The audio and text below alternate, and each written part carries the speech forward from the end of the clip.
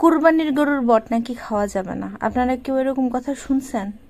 নানুর এই কথা শুনে তো আমার পুরো মাথায় হাত। কি রে, এই কথা তো জীবনও শুনলাম না। বট তো বটে, বট খাওয়া যদি হালাল হয় তাহলে কুরবানির গরুর খালি সমস্যা কি? জিগাইলাম তুমি এই কথা কার থেকে শুনছো? এরকম তো কোনো সময় জীবনও শুনি নাই। নানু বলতেছে আরে হ্যাঁ আহমদুল্লাহ থেকে শুনছি। পরে আমি ভাবলাম শেখ আহমদুল্লাহ তো ভুল কথা বলার মানুষ না, দেখি তো আমিও শুনা দেখি কি বলছে। পরে ইউটিউবে কয়েকটা ভিডিও প্লে করলাম, একটা দুইটা তিনটা শোনার পরে যতটুকু বুঝলাম তার মানে হলো এই যে কুরবানির গরুর বট যে পরিষ্কার করে, অনেক সময় আমরা তাদের সাথে কন্ট্যাক্ট করি যে এই বটের ময়লা তুমি পরিষ্কার করে দাও বা এই বটটা তুমি পরিষ্কার করে দাও, পরিষ্কার করে দিলে তুমি অর্ধেক নিবা আমার অর্ধেক দিবা।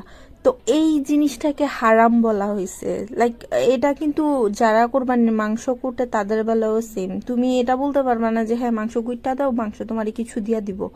বরং যারা এই সংক্রান্ত কাজ করে তাদেরকে বলা হয় যে পারিশ্রমিক দিতে, মাংস বট এইসব দিলে হবে না। তো এই হচ্ছে কোরবানির বট হারাম হওয়ার কাহিনী।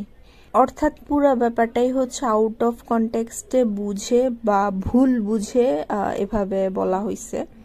নর্মালি যেটা আমাদের মুরব্বীগণ করে থাকেন আর কি, মানে ওনারা দেখি যে এখন সারাক্ষণ হাই হুতাশ করেন দুনিয়া থেকে নাকি ইবাদত উঠা গেছে, এখন নাকি মানুষ ইবাদত করে না, সব বিদাত ঘোষণা করে। বাট তারা এটা বোঝার চেষ্টা করে না যে কেউ কোনো কিছু কম করতেছে না, জাস্ট বলতেছে আপনারা প্রপারলি করেন, বুঝে করেন। এই ইনসিডেন্টটা হওয়ার পরে থেকে আমি এটা নিয়ে কথা বলতে চাচ্ছিলাম কিন্তু সময় হয়ে উঠছিল না, বা কিভাবে বলবো ঠিক গুছিয়ে উঠতে পারছিলাম না। আজকে জাস্ট কোনো মতে বসে কথাটা বলেই ফেললাম।